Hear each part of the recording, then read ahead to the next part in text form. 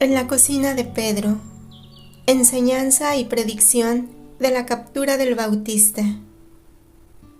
Henos aquí de nuevo en la cocina de Pedro. La cena debió de haber sido abundante, porque los platos con restos de pescado, carne, queso, frutas secas o semisecas están amontonados en una especie de credencia que da un cierto aire a las usadas en regiones toscasas, y todavía jarras con copas que se ven sobre la mesa. La mujer de Pedro debió de haber hecho milagros por contentar a su marido, y debido de haber trabajado todo el día, ahora, cansada pero feliz, está en su rinconcito y escucha lo que dice su hombre y lo que dicen los demás. Lo mira a su Simón, que para ella debe ser un gran hombre, aunque sea un poco exigente, y cuando lo oye hablar con palabras nuevas, que ya no son ni de barcas, ni de redes, ni de pescados, ni de dinero, mueve sus pestañas como si estuviese ofuscada por tanta luz. Pedro, sea por el placer de haber tenido a su mesa a Jesús, sea por la alegría de la abundante y sazonada comida, está realmente de buen humor, y se revela en él el futuro Pedro, que predicará a las multitudes. No sé qué cosa haya dicho algún compañero que produjo la respuesta de Pedro. Les acaecerá como a los fundadores de la Torre de Babel.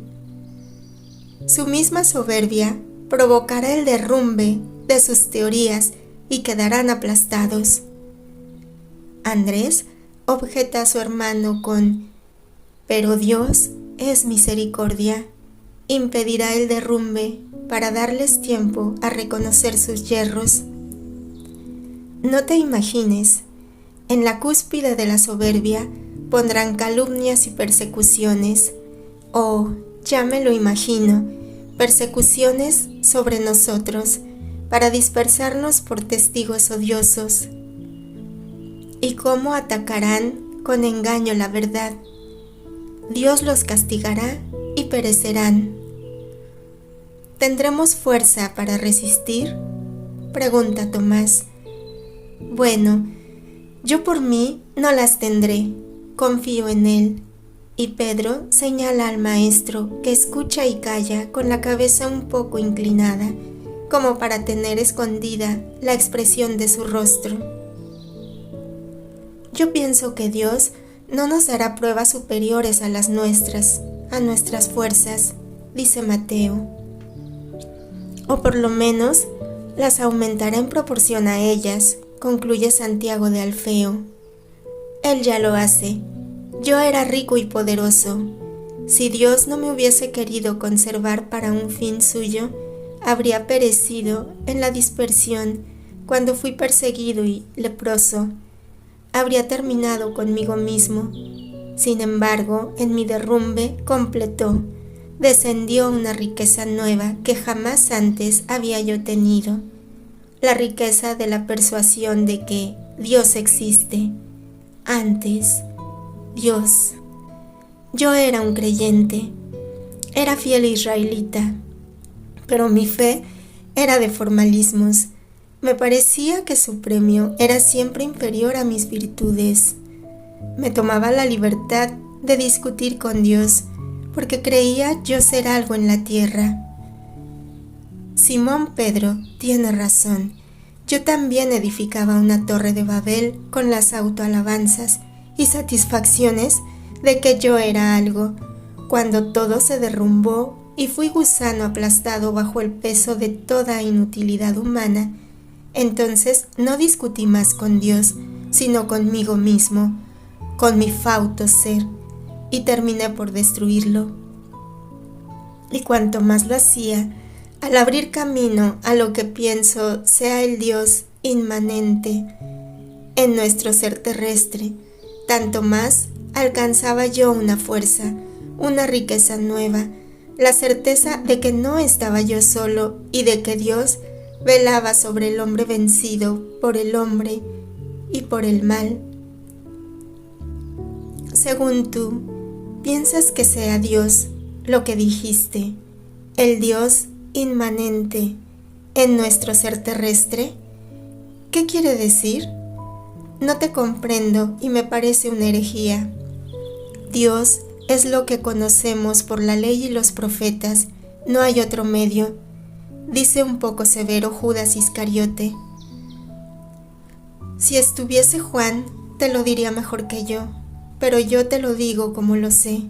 Dios es lo que conocemos por la ley y los profetas, es verdad, pero ¿en qué lo conocemos? ¿Cómo? Judas de Alfeo salta a la arena. Poco y mal. Los profetas que nos lo describieron lo conocían. Nosotros tenemos una idea confusa que se filtra en la obstrucción de un montón de sectas. ¿Sectas? Pero, ¿cómo hablas? No tenemos sectas, somos los hijos de la ley, todos, dice Iscariote con desdén y con tono agresivo. Los hijos de las leyes, no la ley. Hay una pequeña diferencia del singular al plural, pero en realidad es así. Somos hijos de lo que hemos creado y no somos ya de lo que Dios nos dio. Rebate Tadeo. Las leyes han nacido de la ley, dice Iscariote. También las enfermedades nacen de nuestro cuerpo, y no me vas a decir que sean cosa buena, refuta otra vez Tadeo. Pero déjame saber qué cosa es el Dios inmanente de Simón Zelote.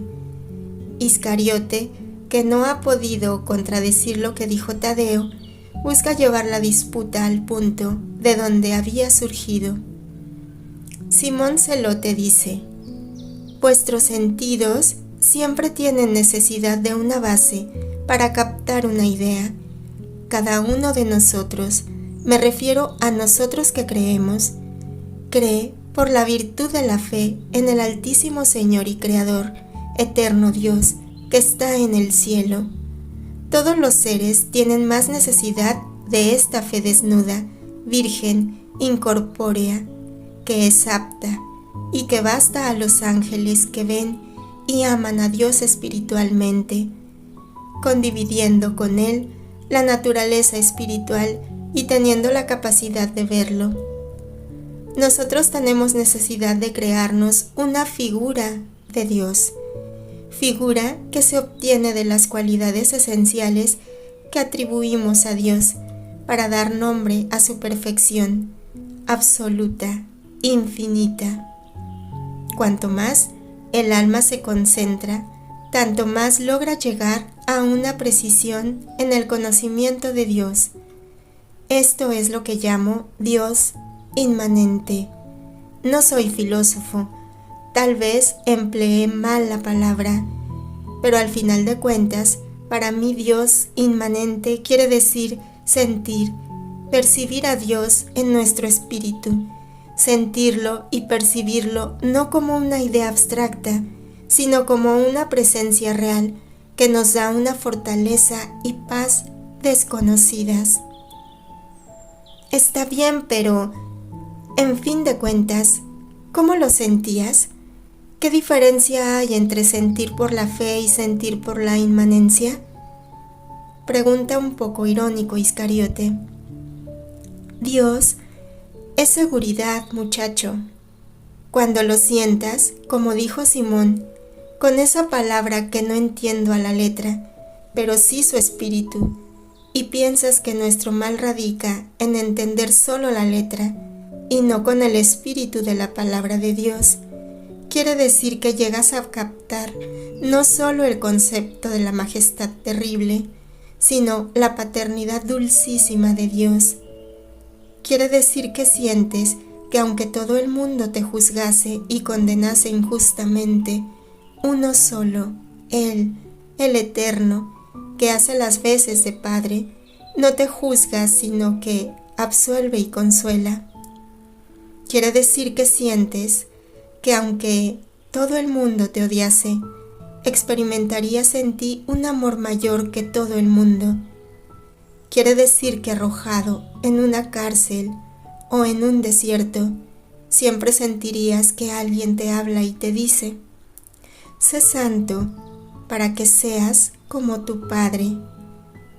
Quiere decir que por el amor verdadero a este Padre Dios, al que finalmente se llega a sentir como tal, se acepta, se obra, se toma o se deja sin medida humana, pensando solo en devolver amor con amor, en copiar lo más posible a Dios en las propias acciones. Dice Pedro: eres un soberbio, copiar a Dios no puedes. Sentencia Iscariote: no es soberbia, el amor lleva a la obediencia. Copiar a Dios me parece aún una forma de obediencia, porque dice Dios que nos hizo a su imagen y semejanza. Replica Pedro: nos hizo, no debemos ir más allá. Eres un infeliz si así piensas, querido muchacho. ¿Olvidas que hemos caído y que Dios nos quiere volver a llevar a donde estábamos? Jesús toma la palabra: todavía mucho más, Pedro, Judas y todos vosotros, todavía mucho más. La perfección de Adán era susceptible aún de aumento mediante el amor que lo había llevado a una imagen siempre más exacta de su Creador. Adán, sin la mancha del pecado original, habría sido un espejo tercísimo de Dios. Por esto digo: sed perfectos, como perfecto es mi Padre que está en los cielos. Como el Padre, por lo tanto como Dios. Pedro dijo muy bien, y también Simón: os ruego que recordéis sus palabras y las apliquéis a vuestras almas. La mujer de Pedro por poco se desvanece de la alegría de oír que así se alaba a su marido. Llora detrás del velo, inmóvil, feliz. Pedro parece como si tuviera un ataque apopléjico. Se ha puesto colorado. Por unos instantes no sabe qué decir, mas luego: pues bien, entonces dame el premio, la parábola de esta mañana. También los otros se unen a Pedro diciendo: sí, lo prometiste. Las parábolas sirven muy bien para comprender la comparación. Entendemos que tienen un espíritu superior a lo comparado. ¿Por qué les hablas en parábolas? Porque a ellos no se les ha concedido entender más de lo que explico. A vosotros se os concede mucho más, porque cual discípulos míos debéis conocer el misterio del reino de los cielos. Por esto os digo: preguntad si no comprendéis el espíritu de la palabra. Dais todo, y todo se os devuelve para que, a vuestra vez, podáis dar todo.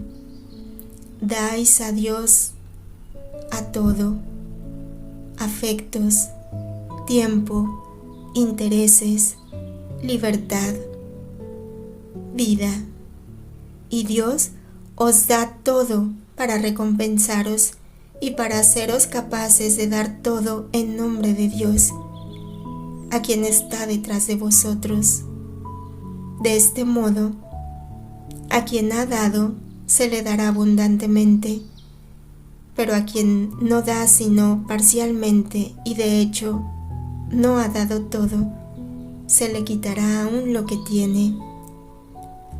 Les hablo en parábolas a ellos, para que al ver no vean sino solo lo que la voluntad de adherirse a Dios ilumina, para que al oír siempre por su voluntad de adhesión, oigan y comprendan. Vosotros veis, muchos oyen mi palabra, pocos se adhieren a Dios, sus espíritus están mancos de la buena voluntad. Se cumple en ellos la profecía de Isaías. Oréis con vuestras orejas y no percibiréis. Miraréis con los ojos y no veréis. Porque este pueblo tiene un corazón insensible, las orejas son duras, tienen los ojos cerrados para no ver y para no sentir, para no entender con el corazón y no convertirse para que los cure. Pero vosotros sois bienaventurados por vuestros ojos que ven y vuestras orejas que oyen, por vuestra buena voluntad.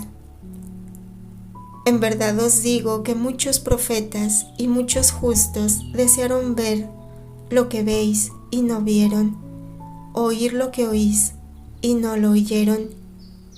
Se consumaron en el deseo de comprender el misterio de las palabras, y apagadas la luz de la profecía, sus palabras quedaron cual carbones apagados, también para el santo que las había pronunciado.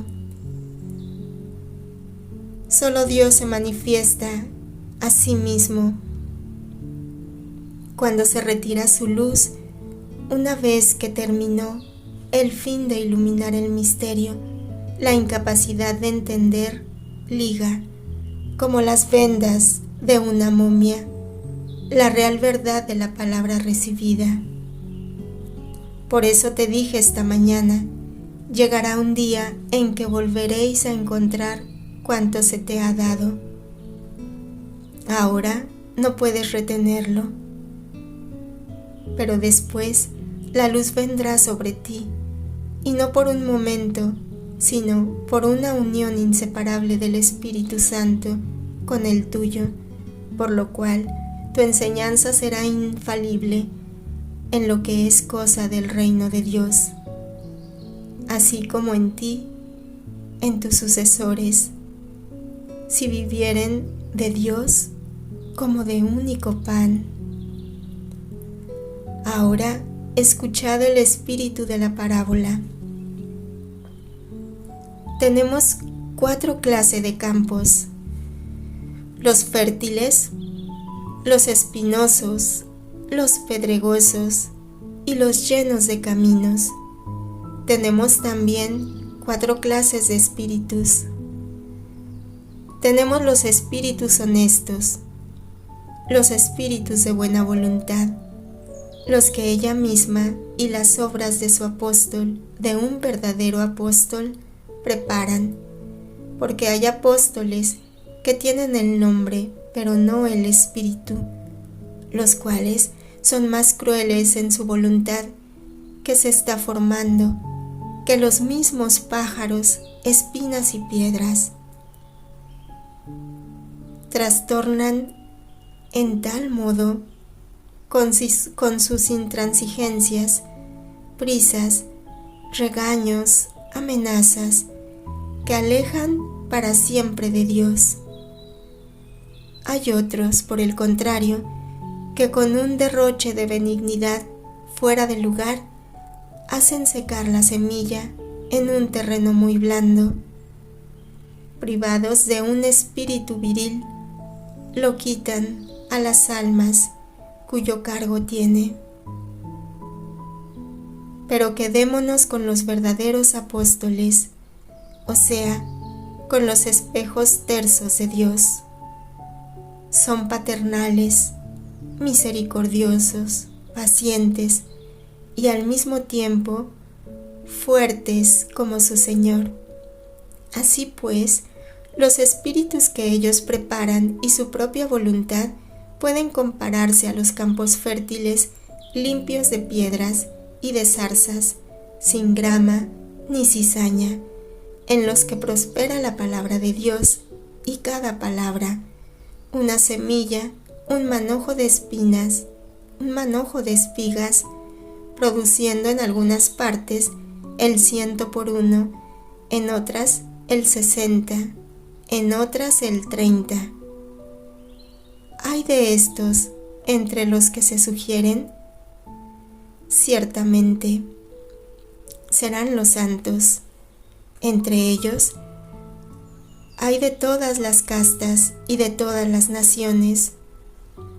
Hay hasta gentiles, y que también producirán el 100% de su buena voluntad, solo por ella, o también por ella y la de un apóstol o discípulo que me los prepara. Los campos espinosos son aquellos en que la dejadez ha permitido penetrar montones de espinas de intereses personales que ahogan la buena semilla. Es necesario vigilar siempre, siempre. Jamás decir, oh, ya estoy formado, en mí hay semilla. Puedo estar tranquilo que produciré siempre semilla de vida eterna. Es necesario vigilarse a sí mismo. La lucha entre el bien y el mal es continuo. ¿Habéis observado cómo un montón de hormigas se apoderan de una casa? Helas en el horno. La mujer de casa no deja allí más los alimentos y los pone sobre la mesa, y ellas ventean y dan el salto a la mesa. La mujer las pone en la alacena y hasta allí llegan. La mujer cuelga del techo sus provisiones, pero ellas dan un rodeo grande por las paredes y las vigas, bajan por la cuerda y comen. La mujer las quema, les pone fuego, envenenan y luego se queda tranquila pensando que las ha acabado. Oh, que si no está atenta, qué sorpresa. Otras nacen y de nuevo hay que empezar. De este modo, hasta que dure la vida, es menester estar atento para extirpar las plantas nocivas tan pronto como despunten. De otro modo, crean un techo de zarza y ahogan el trigo. Las preocupaciones mundanales, el cebo de las riquezas, crean el entretejido, ahogan la planta de la semilla de Dios y le impiden que produzca espigas. Ved ahora los campos llenos de piedras. ¿Cuántos hay en Israel que pertenecen a los hijos de la ley? Como dijo exactamente mi hermano Judas, en ellos no existe la piedra única del testimonio, no existe la piedra de la ley. Hay un montón de piedras pequeñas, sin valor, de leyes humanas que los hombres han hecho, y son tantas que con su peso han logrado aún astillas en la piedra de la ley. Es una destrucción tal que impide que pueda crecer semilla alguna. Las raíces no encuentran jugo alguno, no hay tierra, no hay nada. El agua no hace más que marchitar la planta, porque se estanca en el pavimento de las piedras. El sol calienta en estas piedras y quema las plantas. Son los espíritus de los que quieren sustituir la doctrina sencilla de Dios con doctrinas humanas complicadas. Reciben, por decirlo así, mi palabra con alegría. Se dejan al punto mover y seducir por ella, pero después sería necesario un gran heroísmo para escombrar el campo, el alma y la mente de todas las piedras. De este modo, la semilla echaría raíces y robusta crecería. Del otro modo, no es nada. Basta el temor de la venganza humana, basta una reflexión, y luego, ¿qué cosa me harán los poderosos? Y la pobre semilla, sin alimento, muere.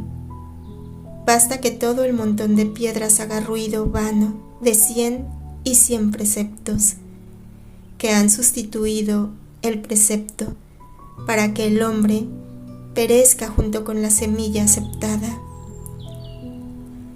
Israel es un ejemplo de esto.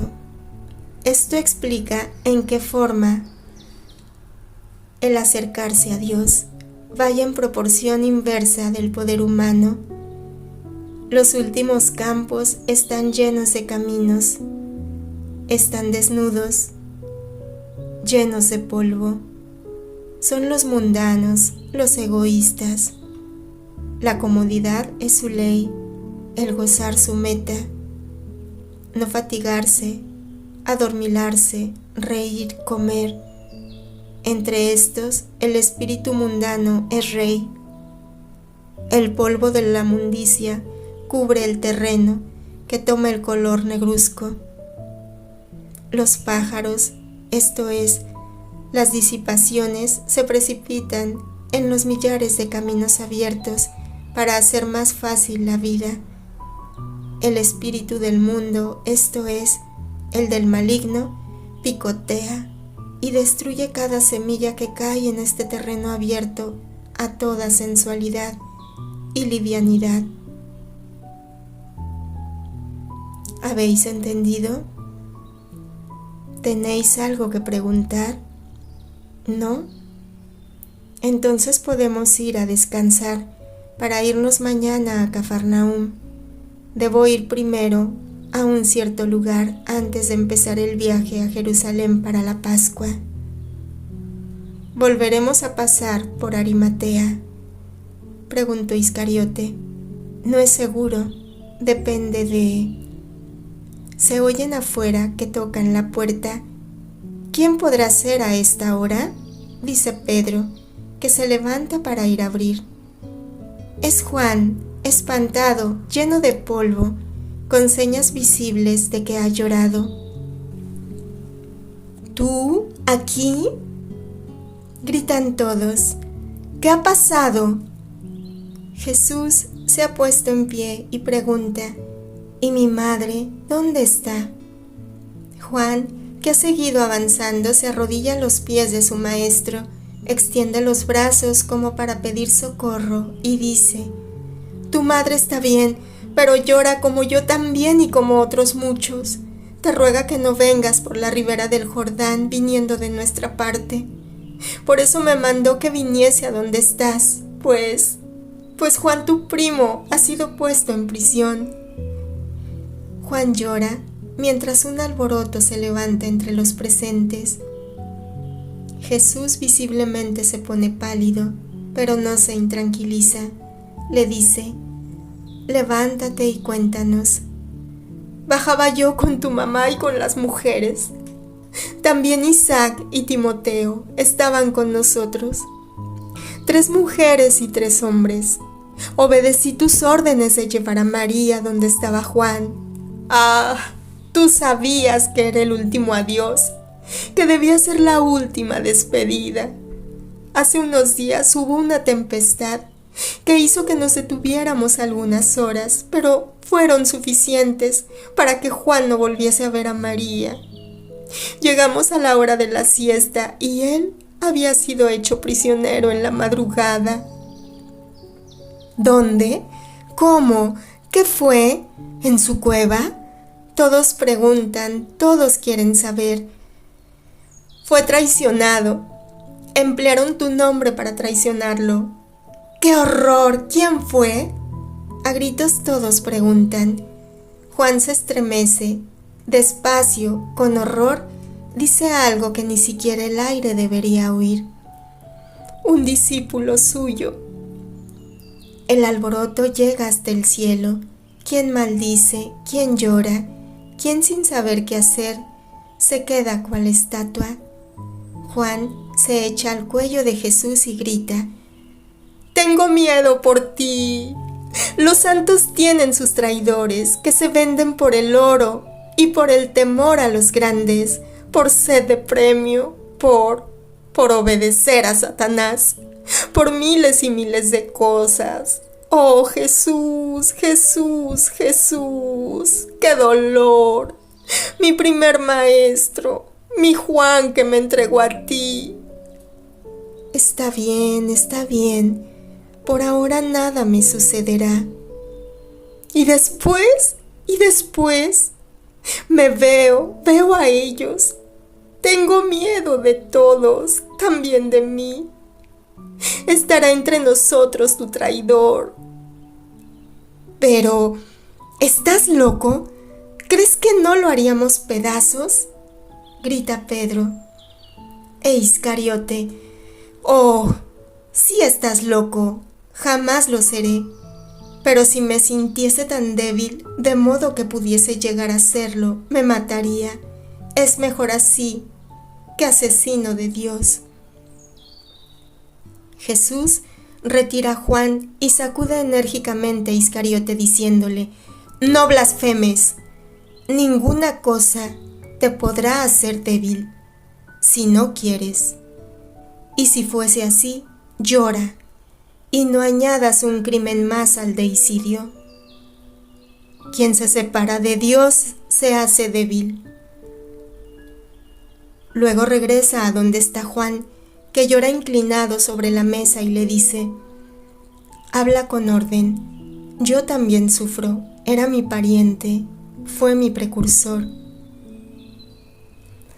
No vi sino algunos discípulos, algunos de ellos estaban consternados y furiosos contra el traidor.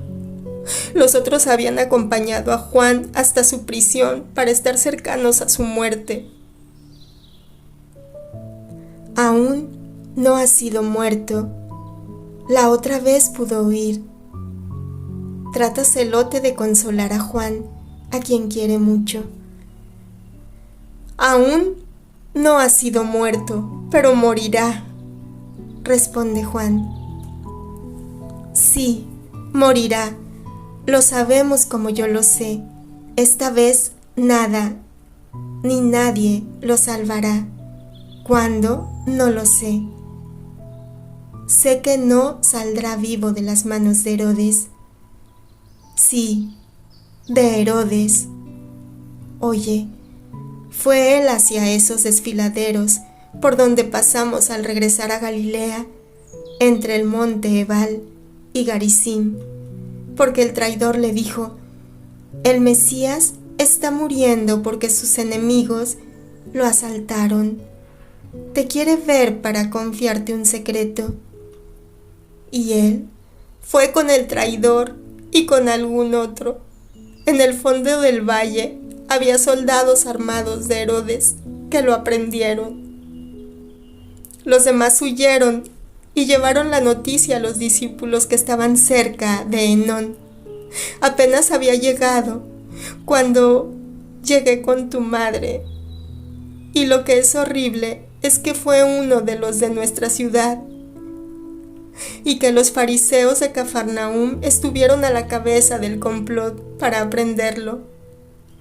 Habían estado con él y le habían dicho que tú habías sido su huésped y que partirías de allí para ir a Judea. Si no hubiera sido por ti, no hubiera salido de su cueva. Un silencio sepulcral cae después de la narración de Juan. Jesús parece destruido. Sus ojos son de un color azul negro, como si estuviesen empañados. Tiene la cabeza inclinada. Su mano, que está todavía sobre la espalda de Juan, le tiembla levemente. Nadie se atreve a hablar.